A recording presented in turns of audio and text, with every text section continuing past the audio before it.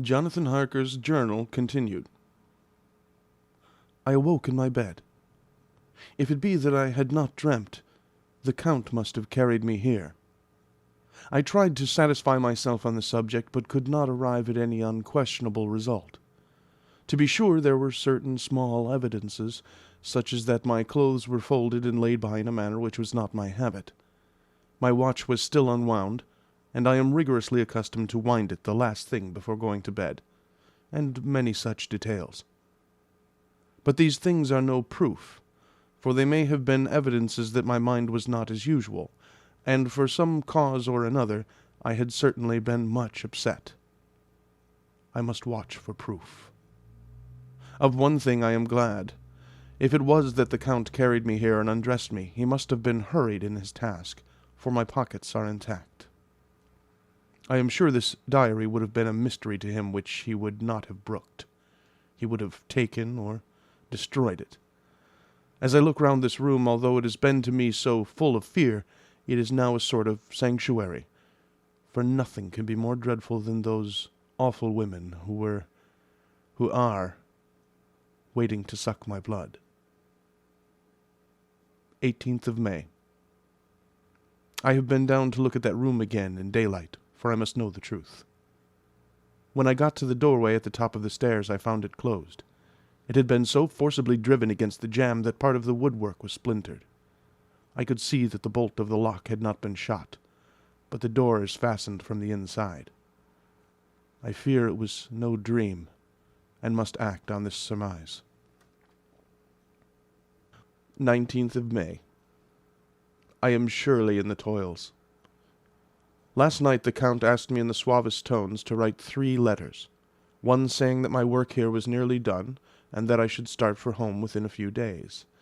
Another that I was starting on the next morning from the time of the letter, and the third that I had left the castle and arrived at Bistritz. I would fain have rebelled, but felt that in the present state of things it would be madness to quarrel openly with the Count, whilst I am so absolutely in his power. And to refuse would be to excite his suspicion, and to arouse his anger. He knows that I know too much, and that I must not live, lest I be dangerous to him. My only chance is to prolong my opportunities. Something may occur which will give me a chance to escape. I saw in his eyes something of that gathering wrath which was manifest when he hurled that fair woman from him.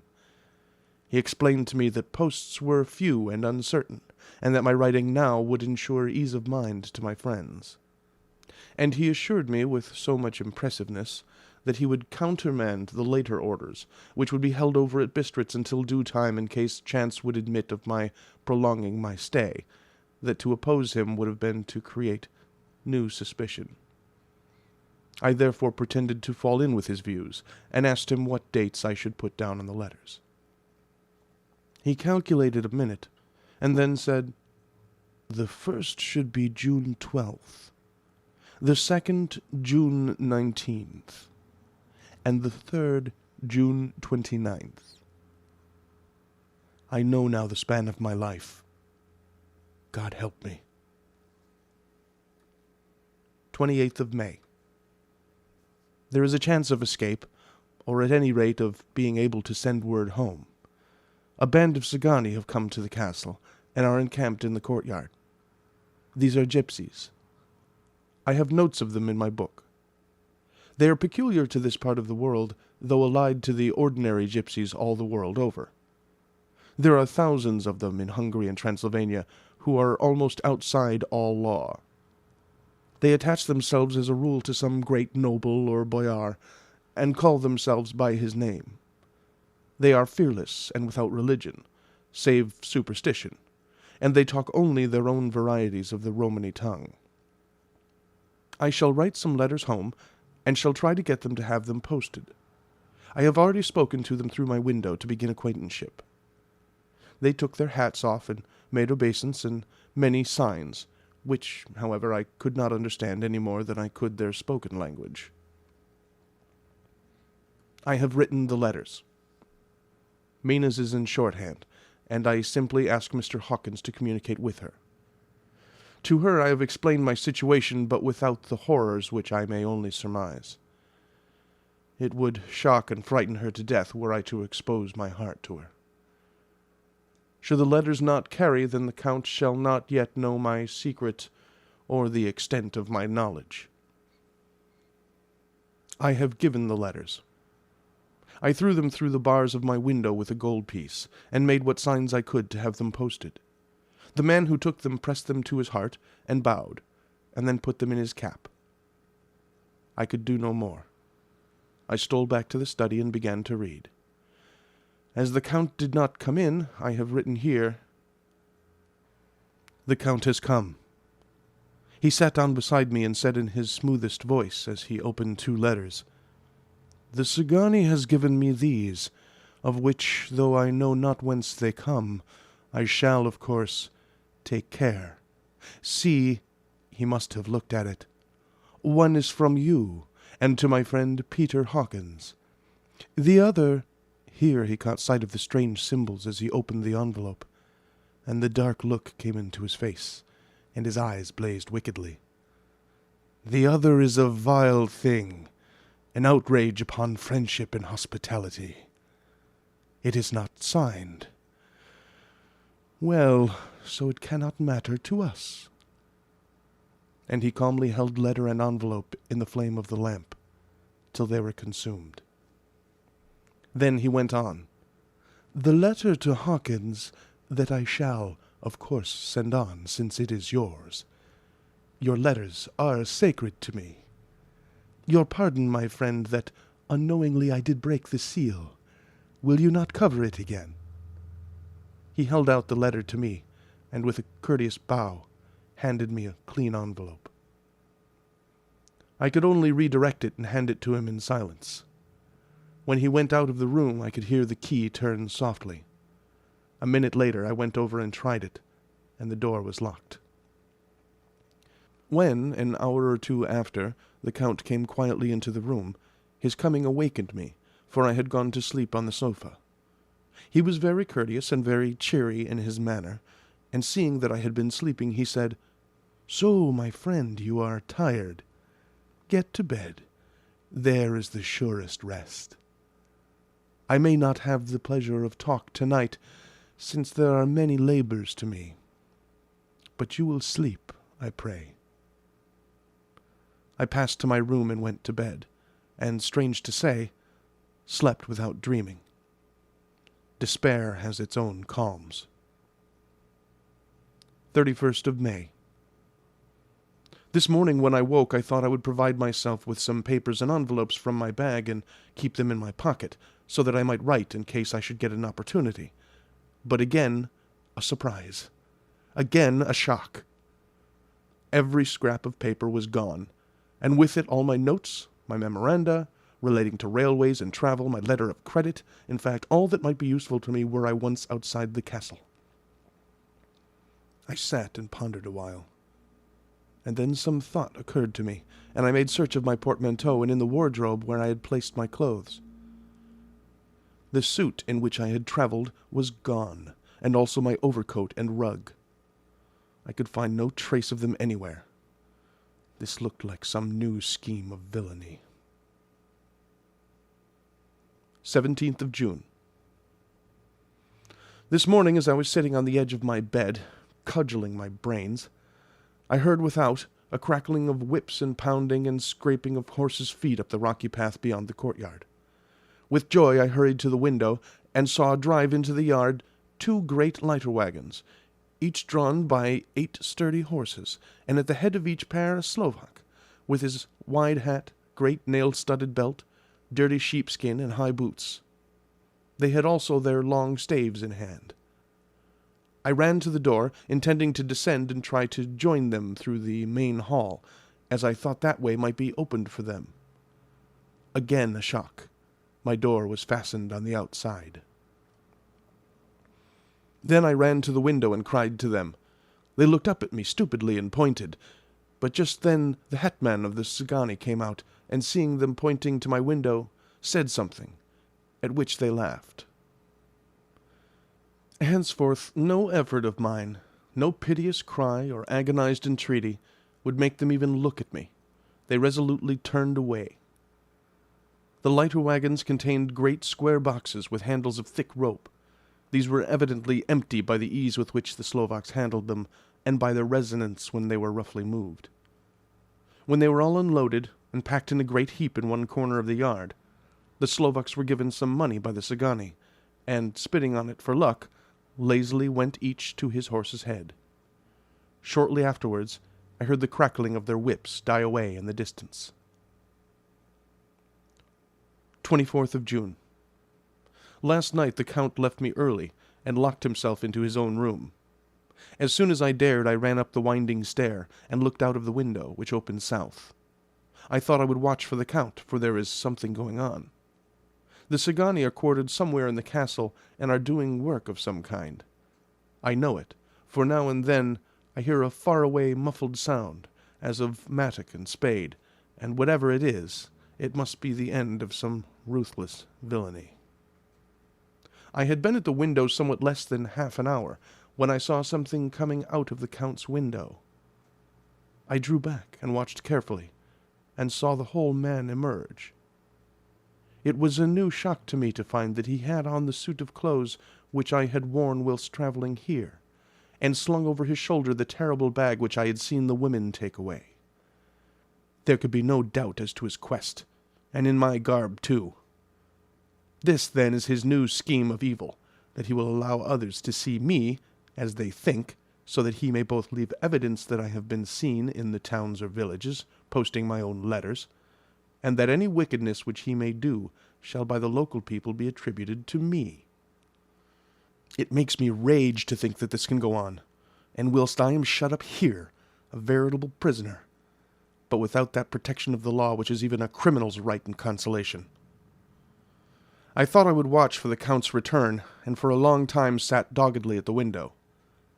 Then I began to notice that there were some quaint little specks floating in the rays of the moonlight.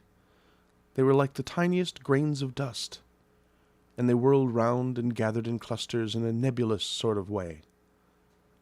I watched them with a sense of soothing, and a sort of calm stole over me. I leaned back in the embrasure in a more comfortable position, so that I could enjoy more fully the aerial gambolling.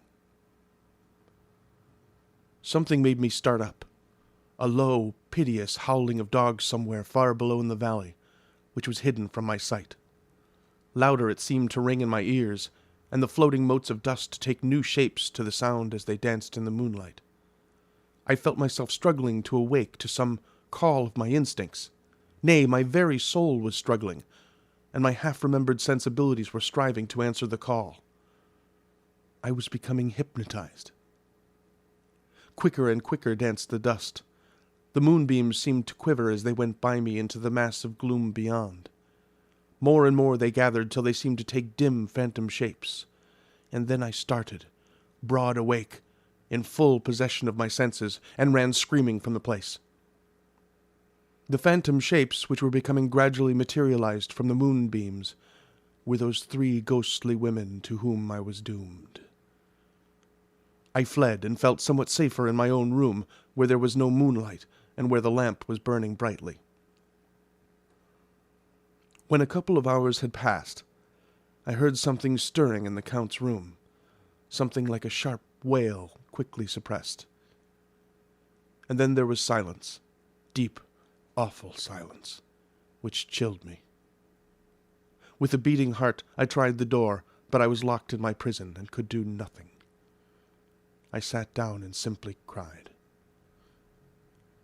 As I sat, I heard a sound in the courtyard without, the agonized cry of a woman. I rushed to the window, and, throwing it up, peered between the bars.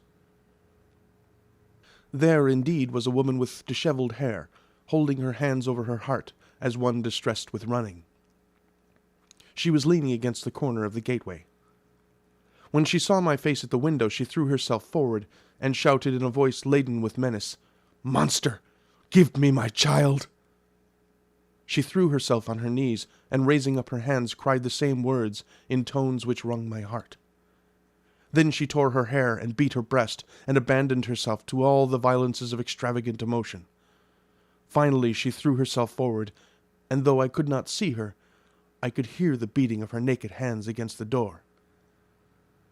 Somewhere high overhead, probably on the tower, I heard the voice of the Count calling in his harsh, metallic whisper. His call seemed to be answered from far and wide by the howling of wolves. Before many minutes had passed, a pack of them poured, like a pent-up dam when liberated, through the wide entrance into the courtyard.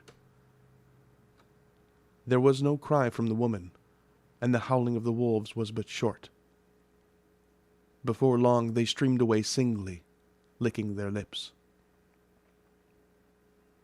I could not pity her, for I knew now what had become of her child, and she was better dead. What shall I do? What can I do? How can I escape from this dreadful thing of night, gloom, and fear? 25th of June. No man knows till he has suffered from the night how sweet and dear to his heart and eye the morning can be. When the sun grew so high this morning that it struck the top of the great gateway opposite my window, the high spot which it touched seemed to me as if the dove from the ark had lighted there. My fear fell from me as if it had been a vaporous garment, which dissolved in the warmth. I must take action of some sort whilst the courage of the day is upon me.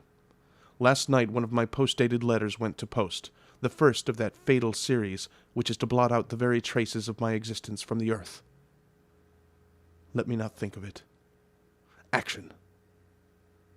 It has always been at night time that I've been molested or threatened, or in some way in danger or in fear. I have not yet seen the Count in the daylight. Can it be that he sleeps when others wake, that he may be awake whilst they sleep? If I could only get into his room. But there is no possible way. The door is always locked. No way for me.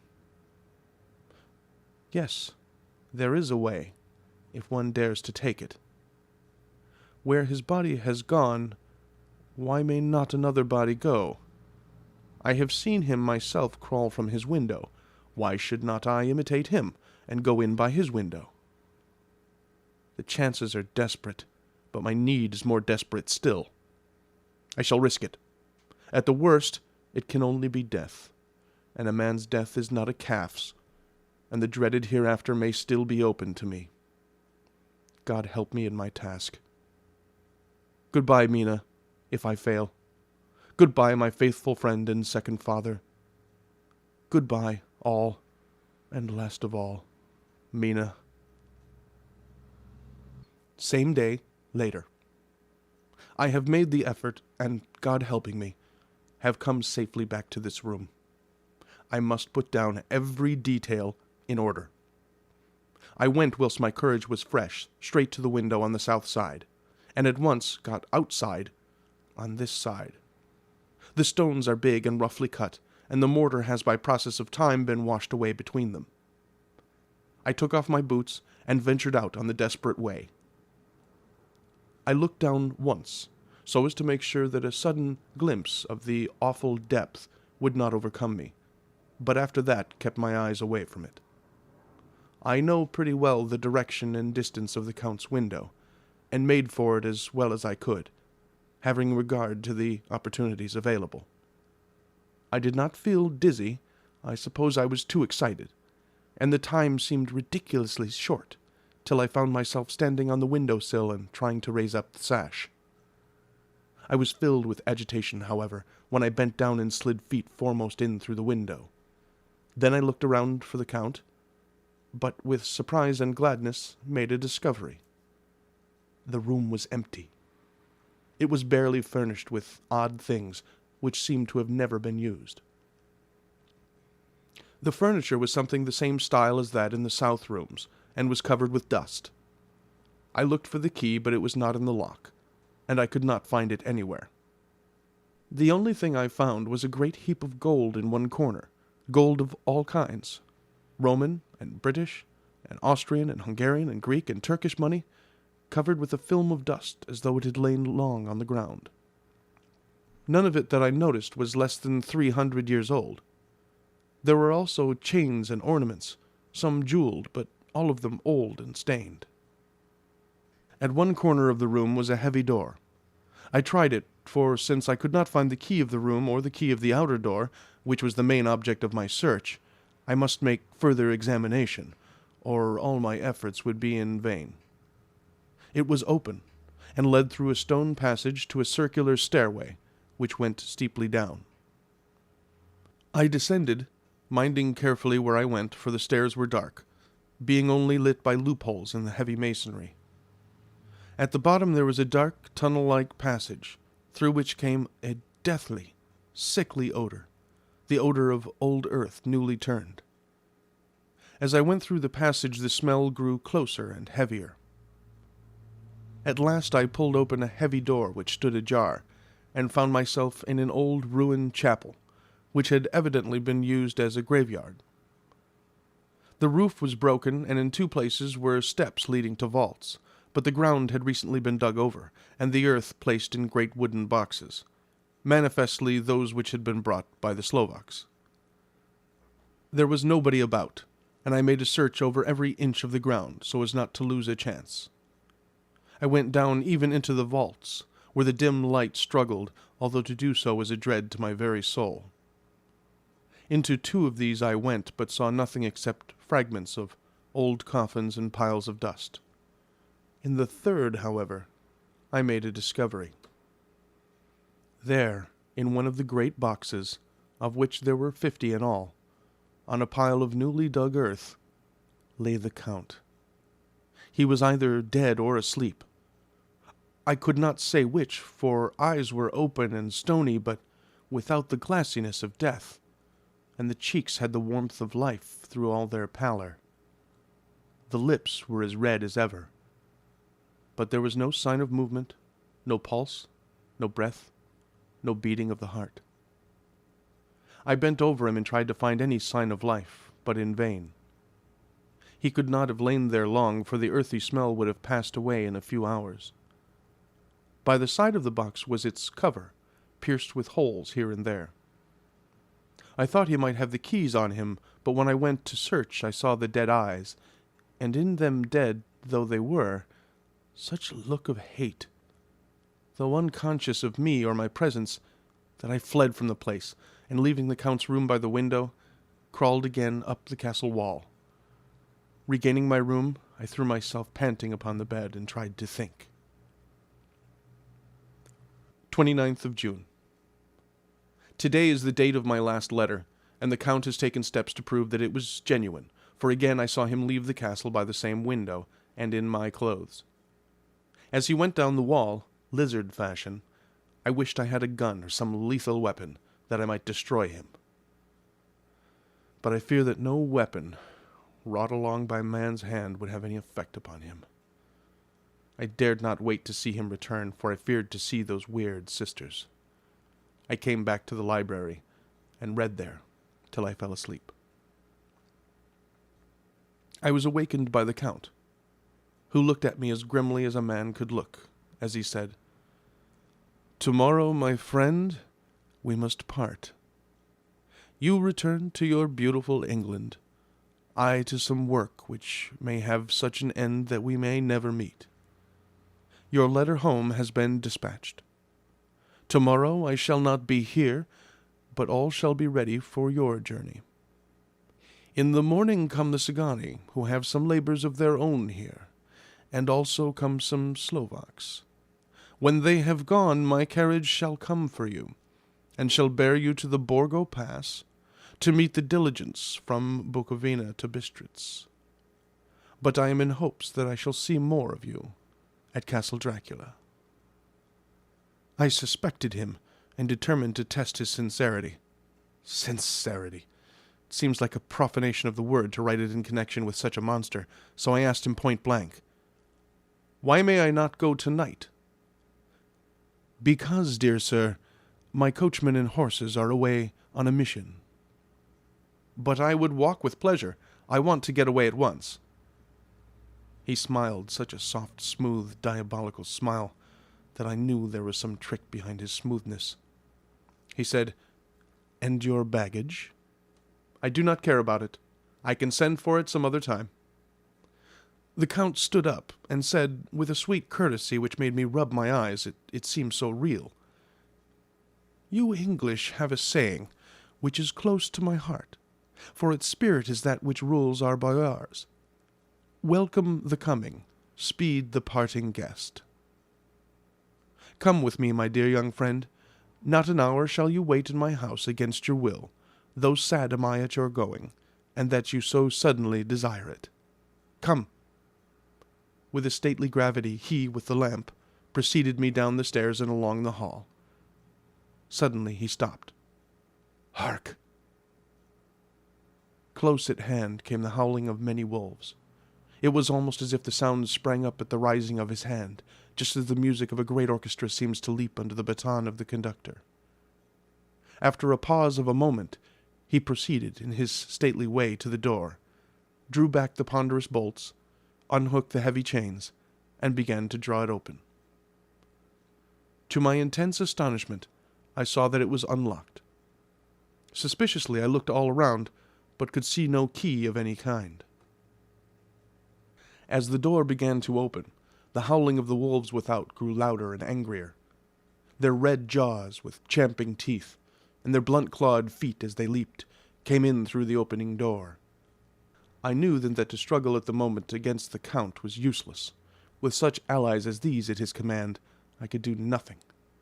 But still the door continued slowly to open, and only the Count's body stood in the gap. Suddenly it struck me that this might be the moment and means of my doom.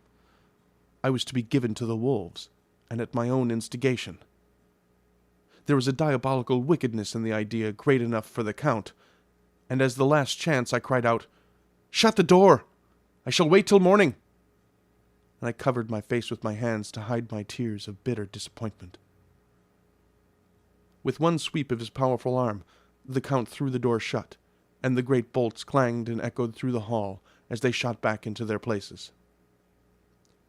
In silence we returned to the library, and after a minute or two I went to my own room. The last I saw of Count Dracula was his kissing his hand to me, with a red light of triumph in his eyes, and with a smile that Judas in hell might be proud of. When I was in my room and about to lie down, I thought I heard a whispering at my door. I went to it softly and listened. Unless my ears deceived me, I heard the voice of the Count. Back to your own place. Your time has not yet come. Wait, have patience. Tonight is mine. Tomorrow night is yours." There was a low, sweet ripple of laughter, and in a rage I threw open the door, and saw without the 3 terrible women licking their lips.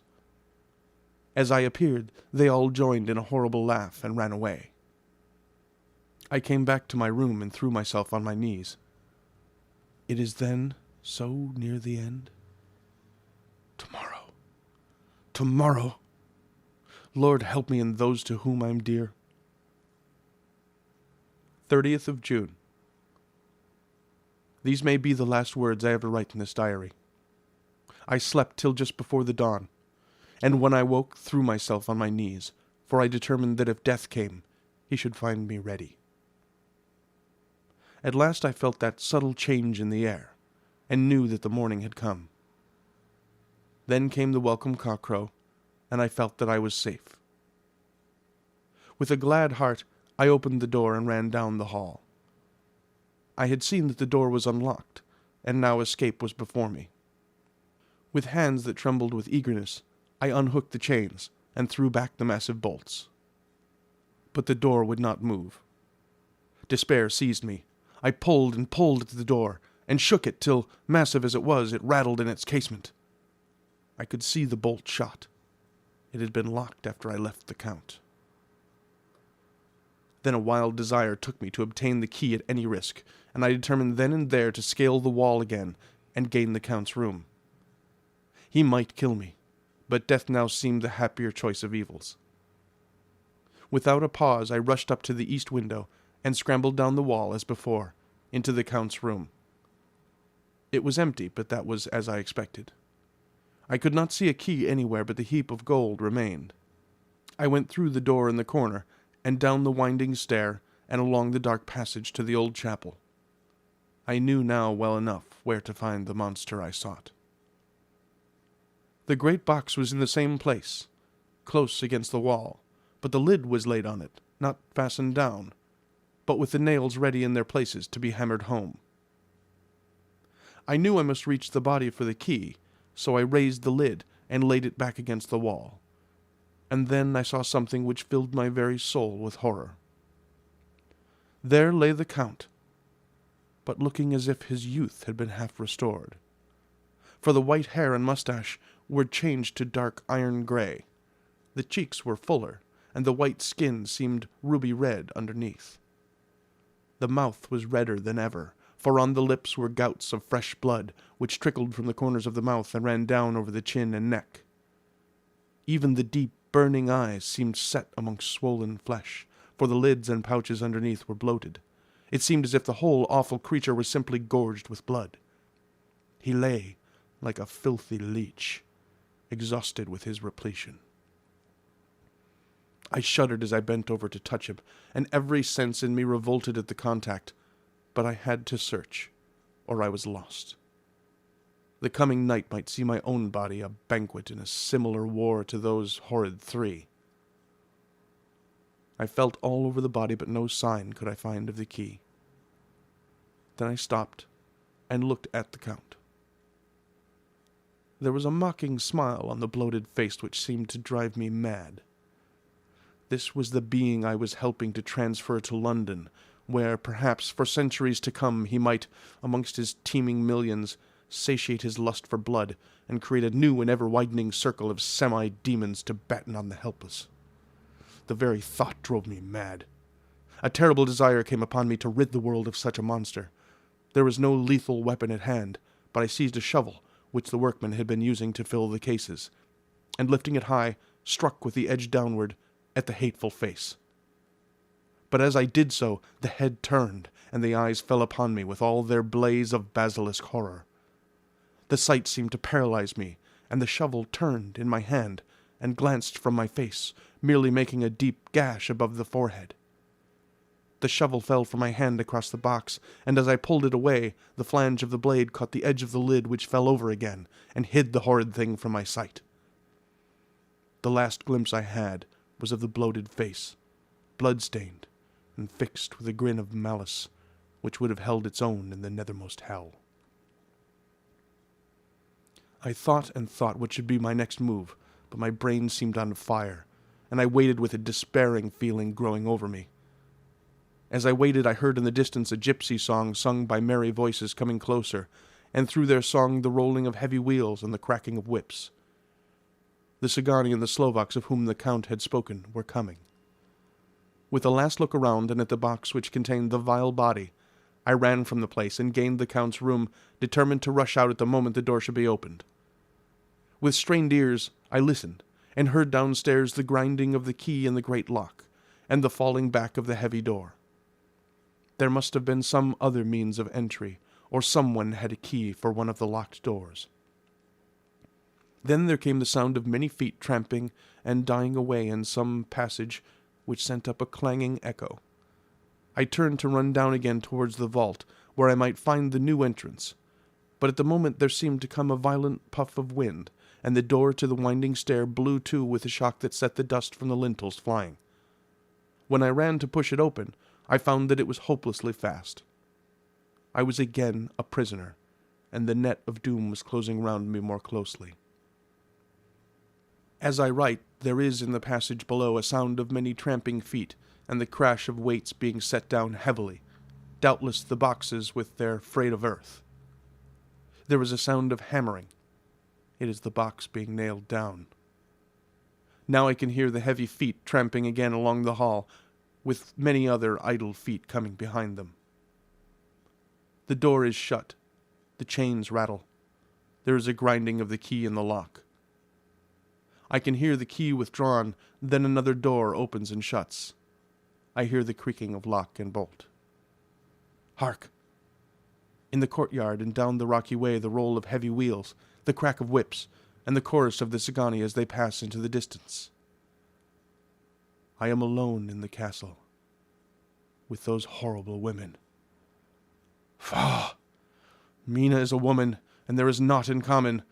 They are devils of the pit. I shall not remain alone with them. I shall try to scale the castle wall farther than I have yet attempted. I shall take some of the gold with me, lest I want it later. I may find a way from this dreadful place. And then away for home. Away to the quickest and nearest train, away from the cursed spot, from this cursed land where the devil and his children still walk with earthly feet. At least God's mercy is better than that of those monsters, and the precipice is steep and high. At its foot a man may sleep, as a man. Goodbye, all. Mina. End of Chapter 4. Chapter 5. Letter from Miss Mina Murray to Miss Lucy Westenra, 9th of May. My dearest Lucy, forgive my long delay in writing, but I have been simply overwhelmed with work. The life of an assistant schoolmistress is sometimes trying. I am longing to be with you and by the sea, where we can talk together freely and build our castles in the air. I have been working very hard lately, because I want to keep up with Jonathan's studies, and I have been practicing shorthand very assiduously. When we are married, I shall be able to be useful to Jonathan, and if I can stenograph well enough, I can take down what he wants to say in this way, and write it out for him on the typewriter, at which also I am practicing very hard. He and I sometimes write letters in shorthand, and he is keeping a stenographic journal of his travels abroad. When I am with you, I shall keep a diary in the same way. I don't mean one of those 2 pages to the week with Sundays squeezed in a corner diaries, but a sort of journal which I can write in whenever I feel inclined. I do not suppose there will be much of interest to other people, but it is not intended for them. I may show it to Jonathan some day if there is in it anything worth sharing, but it is really an exercise book. I shall try to do what I see lady journalists do, interviewing and writing descriptions and trying to remember conversations. I am told that, with a little practice, one can remember all that goes on or that one hears said during a day. However, we shall see. I will tell you of my little plans when we meet. I have just had a few hurried lines from Jonathan from Transylvania. He is well, and will be returning in about a week. I am longing to hear all his news. It must be nice to see strange countries. I wonder if Jonathan and I, shall ever see them together.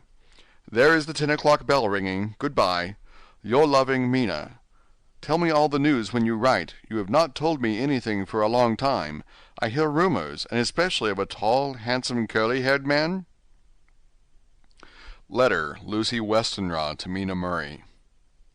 17 Chatham Street, Wednesday. My dearest Mina, I must say you tax me very unfairly with being a bad correspondent. I wrote you twice since we parted, and your last letter was only your second. Besides, I have nothing to tell you. There is really nothing to interest you. Town is very pleasant just now, and we go a great deal to picture galleries, and for walks and rides in the park. As to the tall, curly-haired man, I suppose it was the one who was with me at the last pop. Someone has evidently been telling tales. That was Mr. Homewood. He often comes to see us, and he and Mamma get on very well together. They have so many things to talk about in common. We met some time ago a man that would just do for you if you were not already engaged to Jonathan.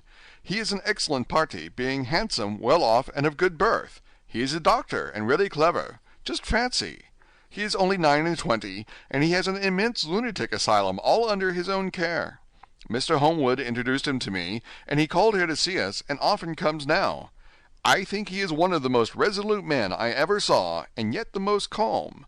He seems absolutely imperturbable. I can fancy what a wonderful power he must have over his patients. He has a curious habit of looking one straight in the face, as if trying to read one's thoughts. He tries this on very much with me, but I flatter myself he has got a tough nut to crack. I know that from my glass. Do you ever try to read your own face? I do, and I can tell you it is not a bad study, and it gives you more trouble than you can well fancy if you have never tried it. He says that I afford him a curious psychological study, and I humbly think I do. I do not, as you know, take sufficient interest in dress to be able to describe the new fashions. Dress is a bore. That is slang again, but never mind. Arthur says that every day. There, it is all out, Mina. We have told all our secrets to each other since we were children. We have slept together and eaten together and laughed and cried together, and now, though I have spoken, I would like to speak more. Oh, Mina, couldn't you guess? I love him. I am blushing as I write, for although I think he loves me, he has not told me so in words. But oh, Mina, I love him. I love him. There, that does me good. I wish I were with you, dear, sitting by the fire undressing, as we used to sit, and I would try to tell you what I feel. I do not know how I am writing this even to you. I am afraid to stop, or I should tear up the letter, and I don't want to stop, for I do so want to tell you all. Let me hear from you at once, and tell me all that you think about it. Mina, pray for my happiness. Lucy. P.S. I need not tell you this is a secret. Good night again, L. Letter, Lucy Westenra to Mina Murray, 24th of May. My dearest Mina, thanks and thanks and thanks again for your sweet letter. It was so nice to be able to tell you and to have your sympathy. My dear, it never rains but it pours. How true the old proverbs are. Here am I, who shall be 20 in September, and yet I never had a proposal till today, not a real proposal, and today I had 3. Just fancy, 3 proposals in one day. Isn't it awful? I feel sorry, really and truly sorry, for 2 of the poor fellows. Oh, Mina, I am so happy that I don't know what to do with myself, and 3 proposals. But for goodness sake, don't tell any of the girls, or they would be getting all sorts of extravagant ideas, and imagining themselves injured and slighted if in their very first day at home they did not get 6 at least. Some girls are so vain. You and I, Mina dear, who are engaged and are going to settle down soon soberly into old married women, can despise vanity. Well, I must tell you about the 3, but you must keep it a secret, dear, from everyone, except, of course, Jonathan. You will tell him, because I would, if I were in your place, certainly tell Arthur. A woman ought to tell her husband everything. Don't you think so, dear? And I must be fair. Men like women, certainly their wives, to be quite as fair as they are, and women, I am afraid, are not always quite as fair as they should be. Well, my dear, number 1 came just before lunch. I told you of him, Dr. John Seward, the lunatic asylum man, with the strong jaw and the good forehead. He was very cool outwardly, but was nervous all the same.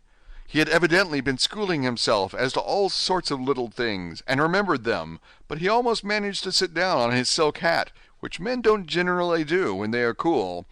And then when he wanted to appear at ease, he kept playing with the lancet in a way that made me nearly scream.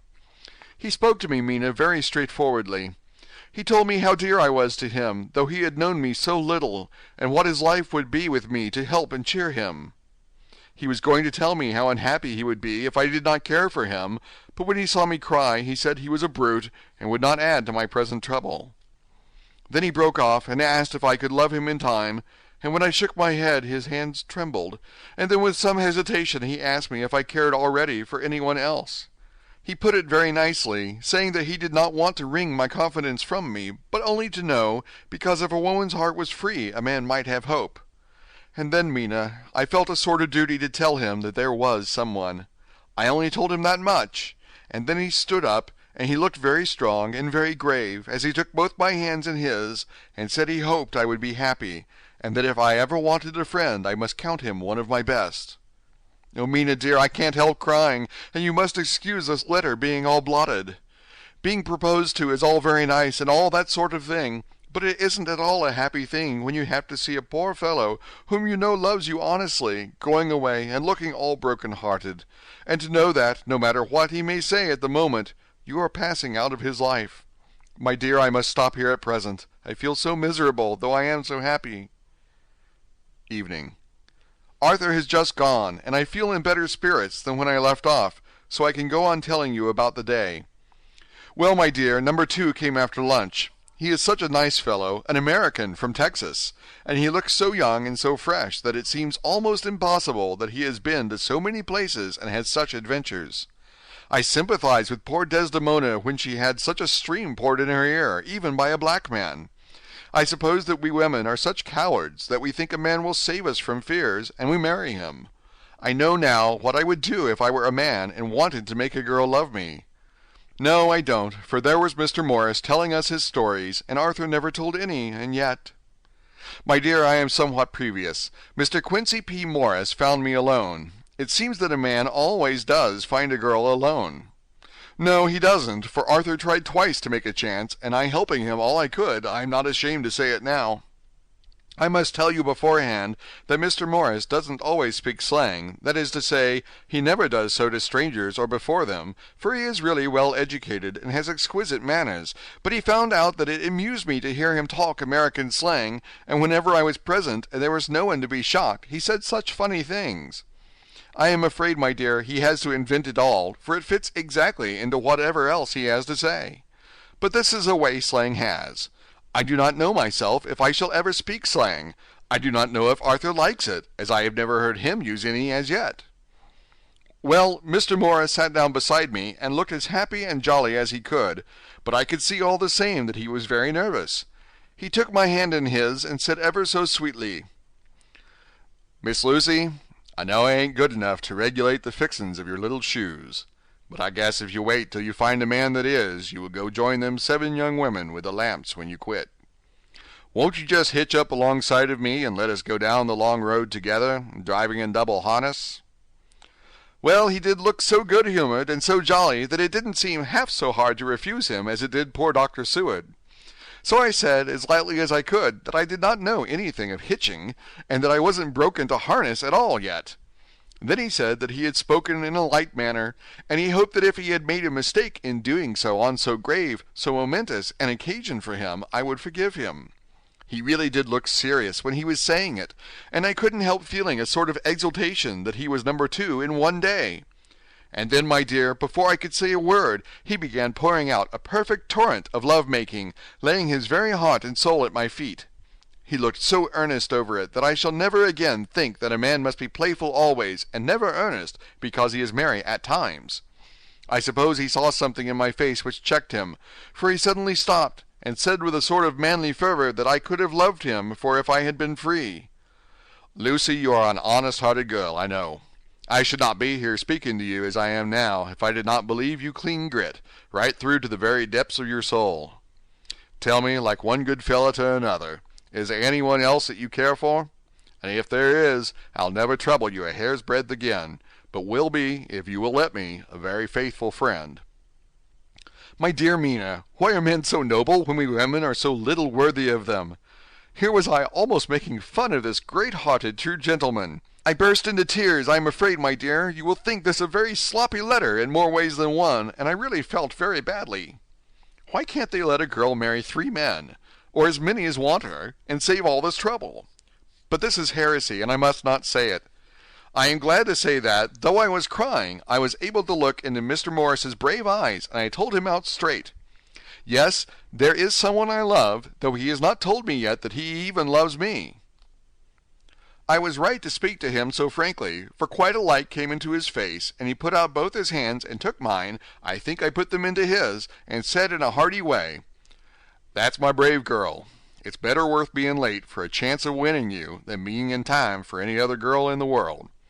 Don't cry, my dear. If it's for me, I'm a hard nut to crack, and I take it standing up. If that other fellow doesn't know his happiness, well, he better look for it soon, or he'll have to deal with me. Little girl, your honesty and pluck have made me a friend, and that's rarer than a lover. It's more selfish, anyhow. My dear, I'm going to have a pretty lonely walk between this and Kingdom Come. Won't you give me one kiss? It'll be something to keep off the darkness now and then. You can, you know, if you like, for that other good fellow, or you could not love him, hasn't spoken yet." That quite won me, Mina, for it was brave and sweet of him, and noble, too, to a rival, wasn't it? And he so sad, so I leant over and kissed him. He stood up with my 2 hands in his, and as he looked down into my face, I'm afraid I was blushing very much, he said, "Little girl, I hold your hand, and you've kissed me, and if these things don't make us friends, nothing ever will. Thank you for your sweet honesty to me, and goodbye."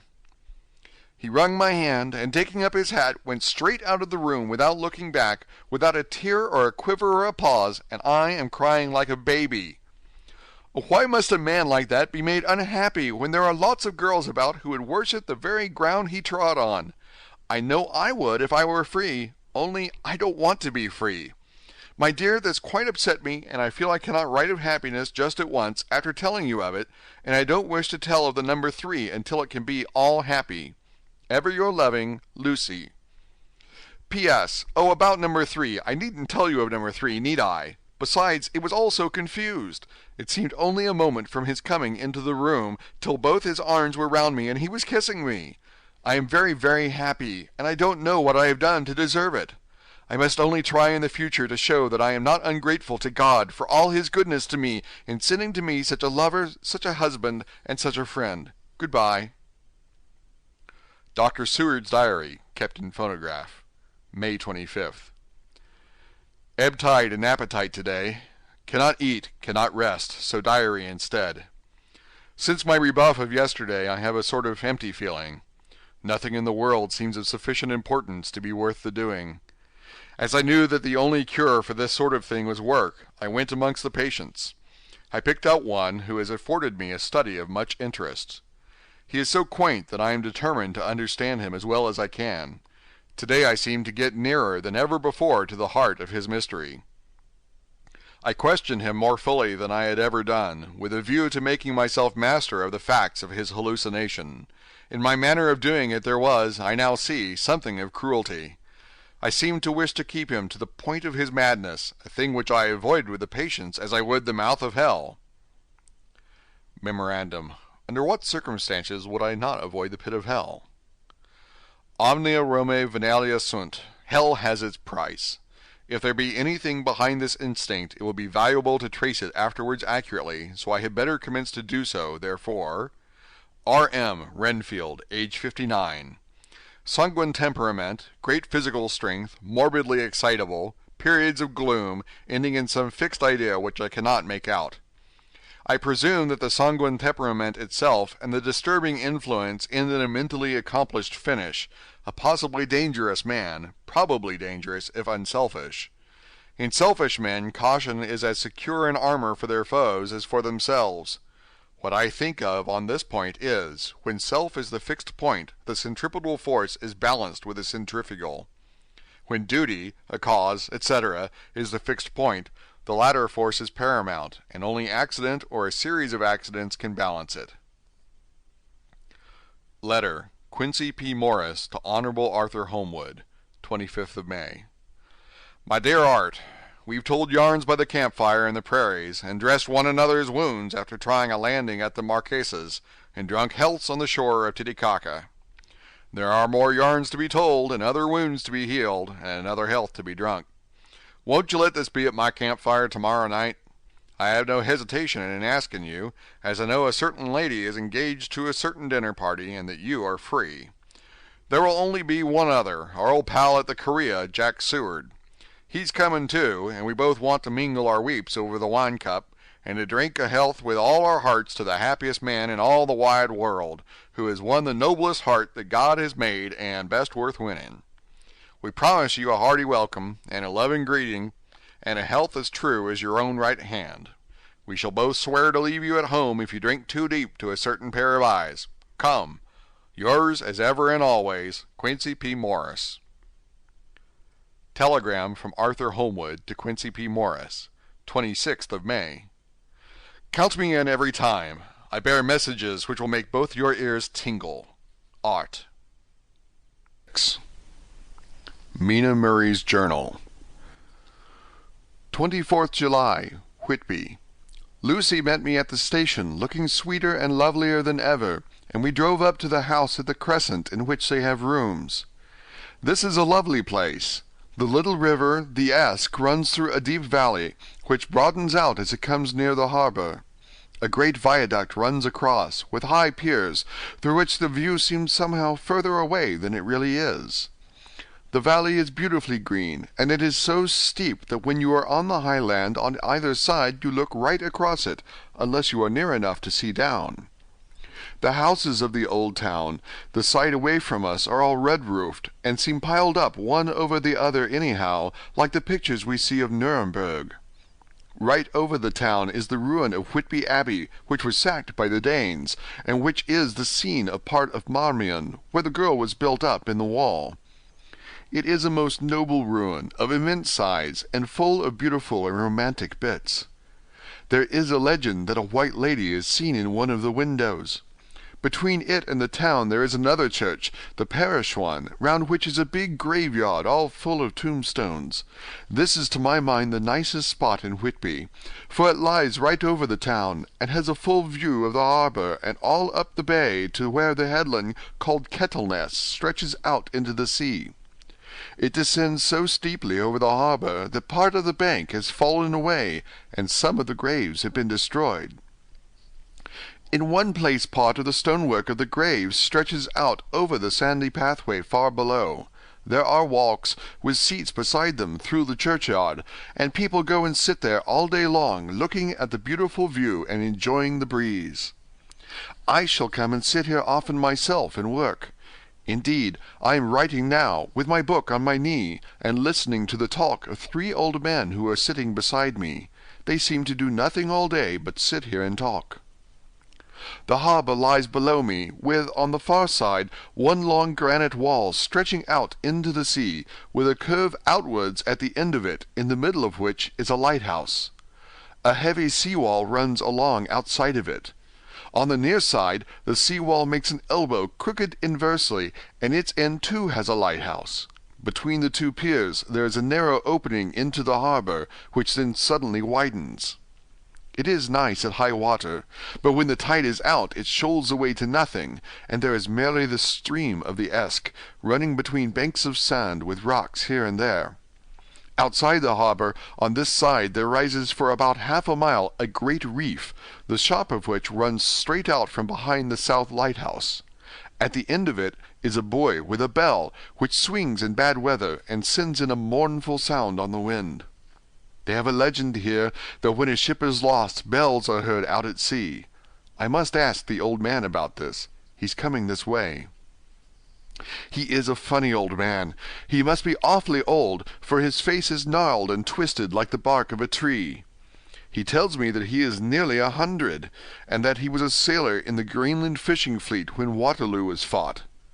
He is, I'm afraid, a very sceptical person, for when I asked him about the bells at sea and the white lady at the Abbey, he said very brusquely, "I wouldn't fash mysel' about them, miss.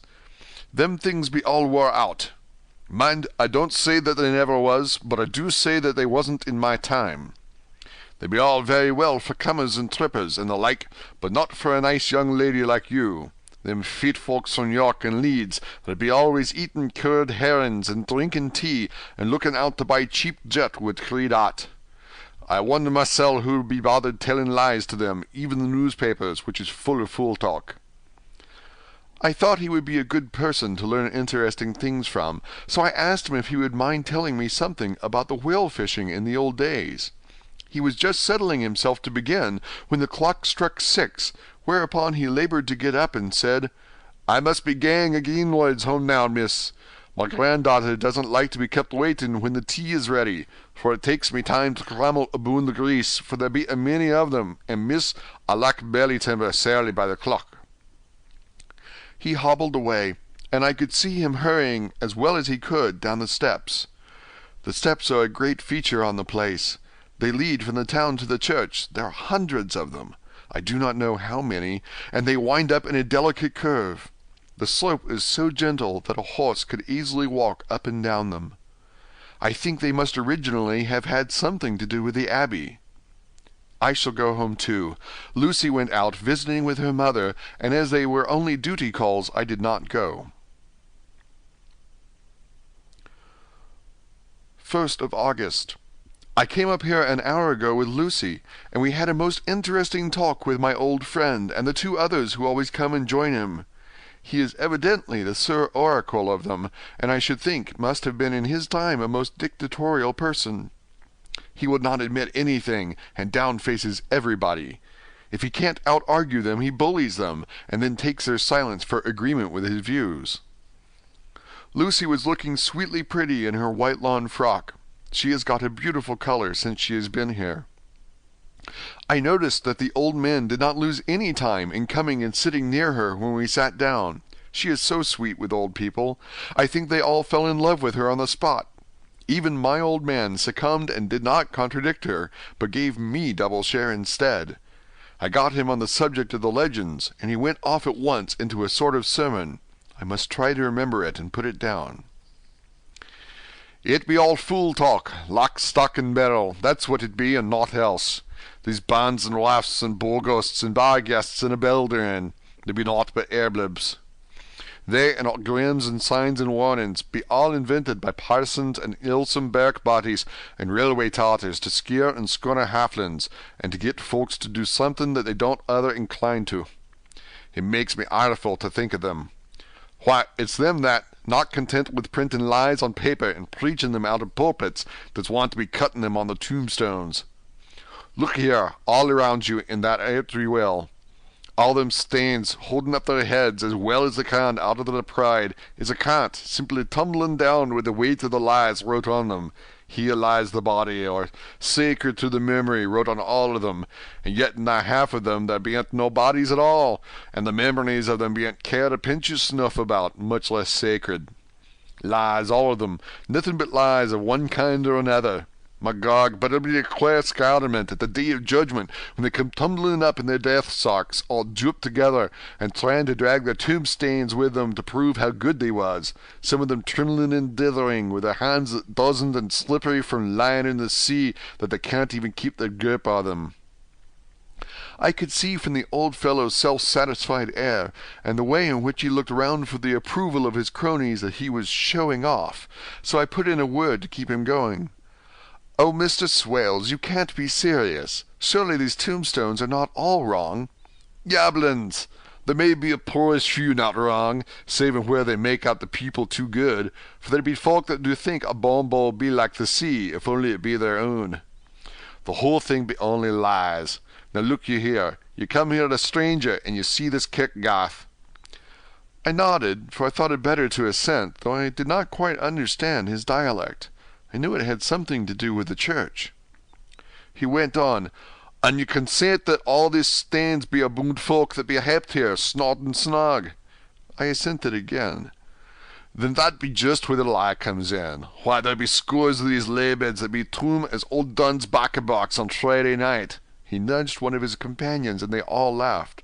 "And my God, how could there be otherwise? Look at that one, the athos abaft the beer bank. Read it."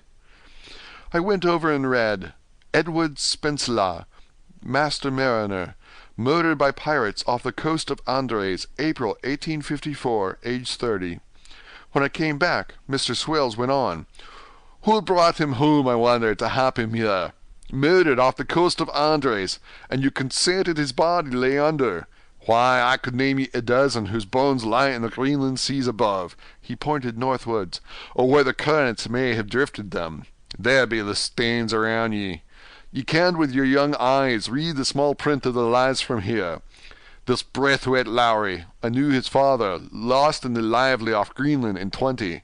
Or Andrew Woodhouse, drowned in the same seas in 1777.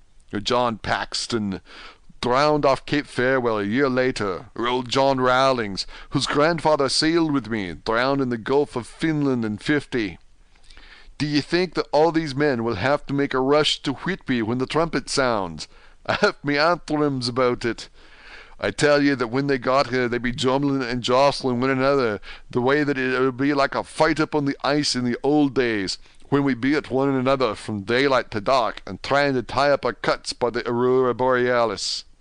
This was evidently local pleasantry, for the old man cackled over it, and his cronies joined in with gusto. "But," I said, "surely you are not quite correct, for you start on the assumption that all the poor people, or their spirits, will have to take their tombstones with them on the day of judgment. Do you think that will be really necessary?" "Well, what else be the tombstones for? Answer me that, miss." "To please their relatives, I suppose." "To please their relatives, you suppose?" This he said with intense scorn. "How will it pleasure their relatives to know that lies is wrote over them, and that everybody in the place know that they be lies?" He pointed to a stone at our feet, which had been laid down as a slab, on which the seat was rested, close to the edge of the cliff. "Read the lies on that thrush stone," he said. The letters were upside down to me from where I sat, but Lucy was more opposite to them, so she leant over and read, "Sacred to the memory of George Cannon, who died in the hope of glorious resurrection on July 20th, 1873, falling from the rocks at Kettleness. This tomb was erected by his sorrowing mother to her dearly beloved son. He was the only son of his mother, and she was a widow. Really, Mr. Swales, I don't see anything very funny in that." She spoke her comment very gravely and somewhat severely. "You don't see aught funny, ha ha! But that's because you don't gone the sarnin' mother was a hellcat that hated him because he was a crooked, a regular lamenter he was, and he hated her so that he committed suicide in order that she mightn't get an insurance she put on his life. Blew nigh the top of his head off with an old musket that they had for scaring crows with. 'Twarn't for crows then, for it brought the clegs and the doups to him. That's the way he fell off the rocks. And as to hopes of a glorious resurrection, I've often heard him say myself that he hoped he'd go to hell, for his mother was so pious that she'd be sure to go to heaven, and he didn't want to idle where she was. Now isn't that stone at any rate," he hammered it with his stick as he spoke, "a pack of lies? And won't it make Gabriel cackle when Geordie comes panting out the race with the tombstone balanced on his hump and asked to be took as evidence?" I did not know what to say, but Lucy turned the conversation as she said, rising up, "Oh, why did you tell us of this? It is my favorite seat, and I cannot leave it, and now I find I must go on sitting over the grave of a suicide." "That won't harm you, my pretty, and it may make poor Geordie gladsome to have so trim a lass sitting on his lap. That won't hurt ye. Why, I've sat here off and on for nigh 20 years past, and it hasn't done me no harm. Don't you fash about them as lies under ye, or there doesn't lie there either. It'll be time for you to be getting scart when you see the tombstones all run away with, and the place as bare as a stubble field. There's the clock, and I must gang. Make a service to ye, ladies." And off he hobbled. Lucy and I sat a while, and it was all so beautiful before us that we took hands as we sat, and she told me all over again about Arthur and their coming marriage. That made me just a little heartsick, for I haven't heard from Jonathan for a whole month. The same day. I came up here alone, for I am very sad. There was no letter for me. I hope there cannot be anything the matter with Jonathan. The clock has just struck 9. I see the lights scattered all over the town, sometimes in rows where the streets are, and sometimes singly. They run right up the Esk and die away in the curve of the valley. To my left the view is cut off by a black line of roof of the old house next to the abbey. The sheep and lambs are bleating in the fields away behind me, and there is a clatter of donkeys' hooves up the paved road below. The band on the pier is playing a harsh waltz in good time, and farther along the quay there is a Salvation Army meeting in the back street. Neither of the bands hears the other, but up here I hear and see them both. I wonder where Jonathan is, and if he is thinking of me. Oh, I wish he were here. Dr. Seward's Diary. 5th of June. The case of Renfield grows more interesting the more I get to understand the man. He has certain qualities very largely developed: selfishness, secrecy, and purpose. I wish I could get at what is the object of the latter.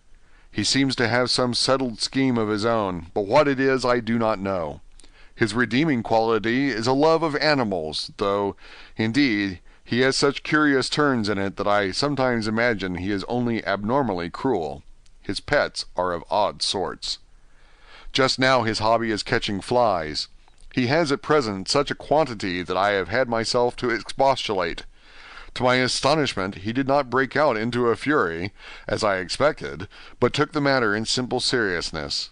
He thought for a moment, and then said, "May I have 3 days? I shall clear them away." Of course I said that would do. I must watch him. 18th of June. He has turned his mind now to spiders, and has got several very big fellows in a box. He keeps feeding them his flies, and the number of the latter is becoming sensibly diminished, although he has used half his food in attracting more flies from outside to his room. 1st of July. His spiders are now becoming as great a nuisance as his flies, and today I told him that he must get rid of them. He looked very sad at this, so I said that he must, some of them, at all events. He cheerfully acquiesced in this, and I gave him the same time as before for reduction. He disgusted me much while with him, for when a horrid blowfly, bloated with some carrion food, buzzed into the room, he caught it, held it exultantly for a few moments between his finger and thumb, and before I knew what he was going to do, put it in his mouth and ate it. I scolded him for it, but he argued quietly that it was very good and very wholesome, that it was life, strong life, and gave life to him. This gave me an idea, or the rudiment of one. I must watch how he gets rid of his spiders. He has evidently some deep problem in his mind, for he keeps a little notebook in which he is always jotting down something. Whole pages of it are filled with masses of figures, generally single numbers added up in batches, and then the totals added in batches again, as though he were focusing some account, as the auditors put it. 8th of July. There is a method in his madness, and the rudimentary idea in my mind is growing. It will be a whole idea soon, and then, O unconscious cerebration, you will have to give the wall to your conscious brother. I kept away from my friend for a few days, so that I might notice if there were any change. Things remain as they were, except that he has parted with some of his pets, and got a new one. He has managed to get a sparrow, and has already partially tamed it. His means of taming is simple, for already the spiders have diminished. Those that do remain, however, are well fed, for he still brings in the flies by tempting them with his food.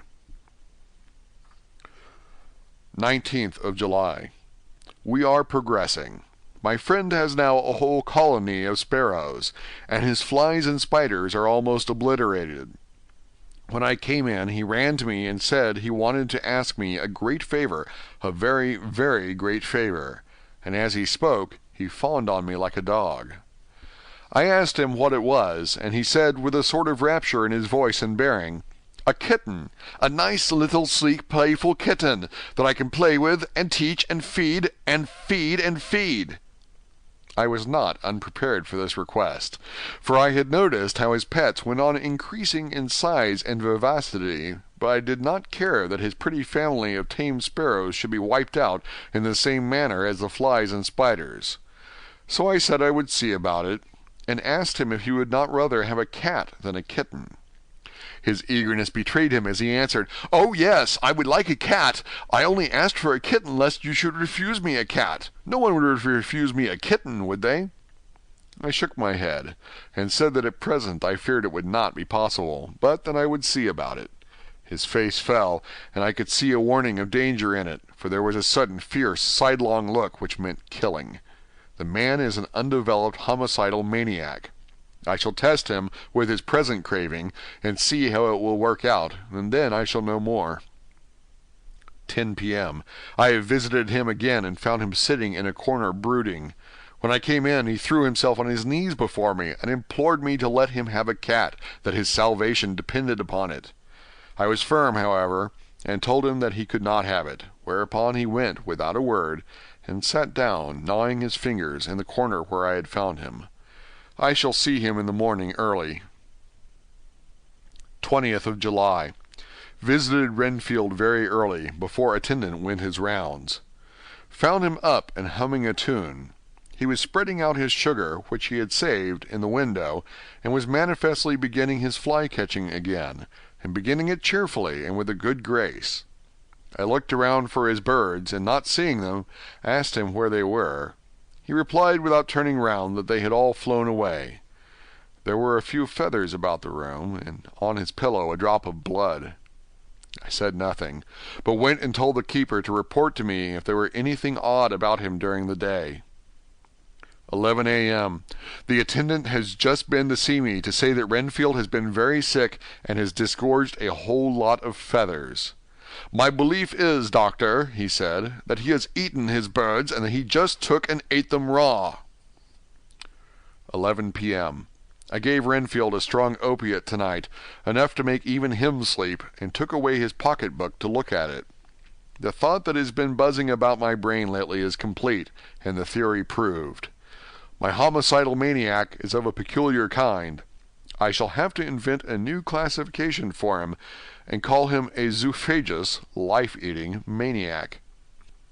What he desires is to absorb as many lives as he can, and he has laid himself out to achieve it in a cumulative way. He gave many flies to one spider, and many spiders to one bird, and then wanted a cat to eat the many birds. What would have been his later steps? It would almost be worthwhile to complete the experiment. It might be done if there were only a sufficient cause. Men sneered at vivisection, and yet look at its results today. Why not advance science in its most difficult and vital aspect, the knowledge of the brain?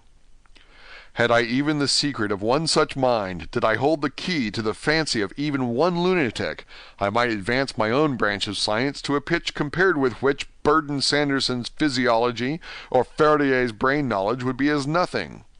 If only there were a sufficient cause.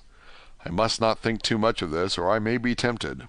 A good cause might turn the scale with me, for may not I too be of an exceptional brain congenitally? How well the man reasoned. Lunatics always do within their own scope. I wonder at how many lives he values a man, or if at only one.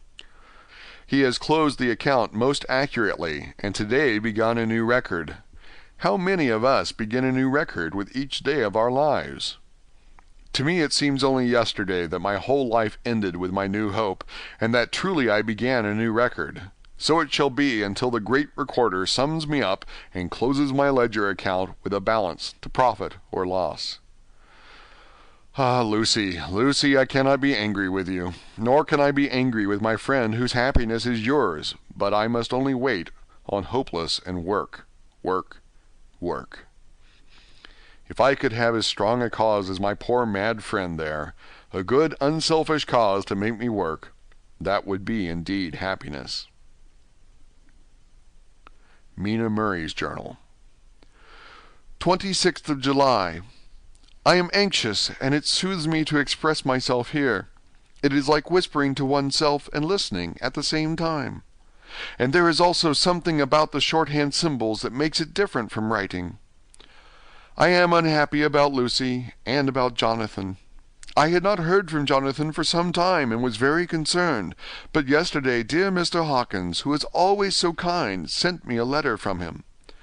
I had written asking him if he had heard, and he said the enclosed had just been received. It is only a line dated from Castle Dracula, and says that he is just starting for home. That is not like Jonathan. I do not understand it, and it makes me uneasy. Then, too, Lucy, although she is so well, has lately taken to her old habit of walking in her sleep. Her mother has spoken to me about it, and we have decided that I am to lock the door of our room every night. Mrs. Westenra has got an idea that sleepwalkers always go out on roofs of houses and along the edges of cliffs, and then get suddenly wakened and fall over with a despairing cry that echoes all over the place. Poor dear! She is naturally anxious about Lucy, and she tells me that her husband, Lucy's father, had the same habit, that he would get up in the night and dress himself and go out if he were not stopped. Lucy is to be married in the autumn, and she is already planning out her dresses and how her house is to be arranged.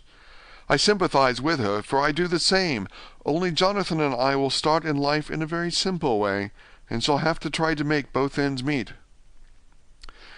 Mr. Holmwood, he is the Honourable Arthur Holmwood, only son of Lord Godalming, is coming up here very shortly, as soon as he can leave town, for his father is not very well, and I think dear Lucy is counting the moments till he comes.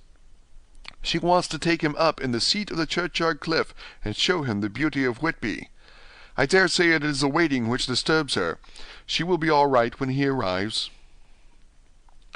27th of July. No news from Jonathan.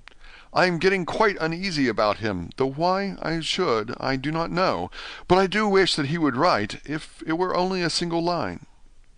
Lucy walks more than ever, and each night I am awakened by her moving about the room. Fortunately, the weather is so hot that she cannot get cold.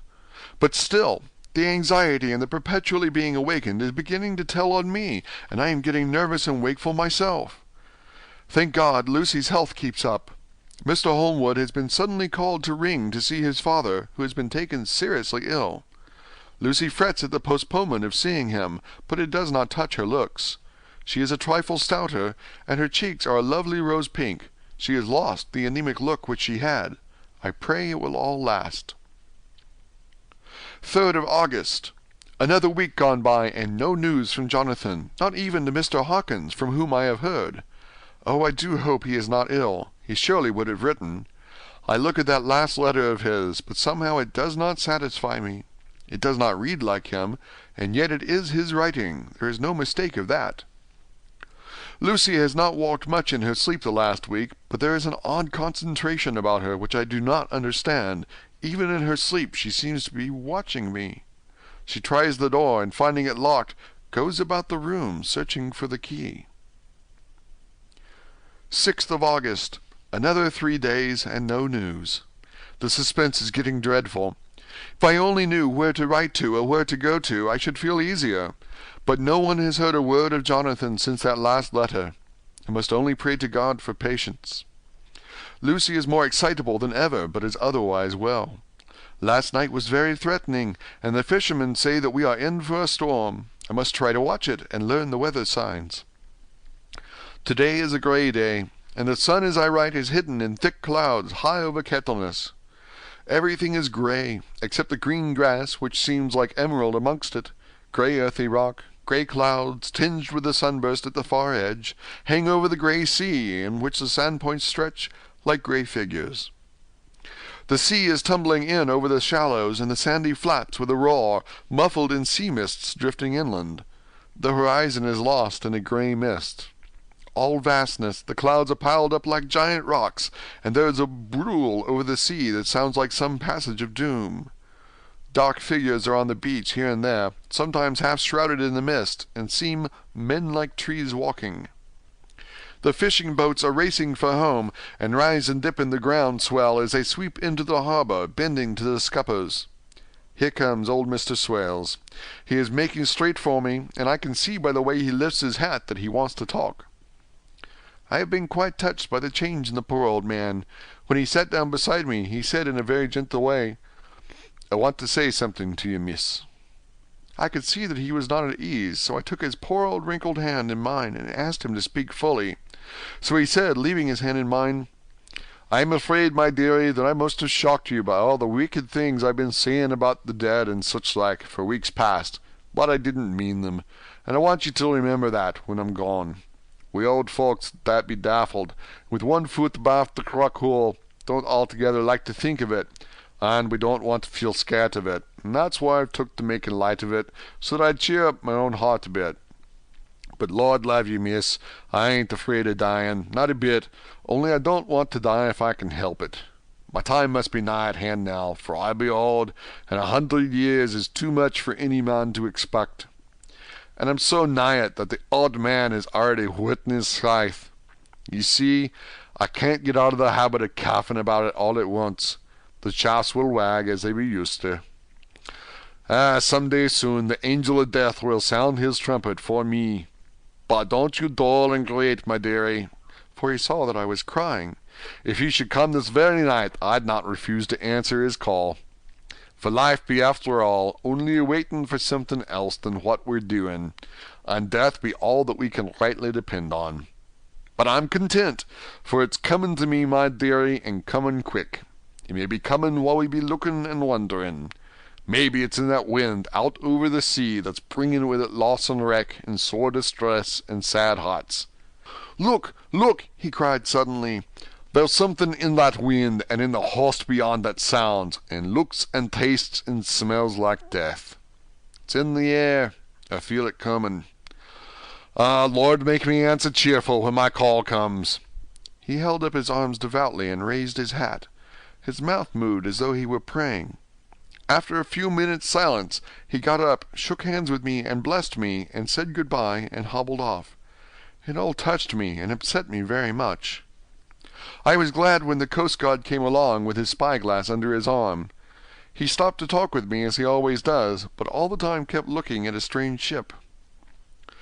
"I can't make her out," he said. "She's a Russian by the look of her. But she's knocking about in the queerest way. She doesn't know her mind a bit. She seems to see the storm coming, but can't decide whether to run up north in the open or to put in here. Look there again. She has steered mighty strangely, for she doesn't mind the hand on the wheel, changes about with every puff of wind. We'll hear more of her before this time tomorrow."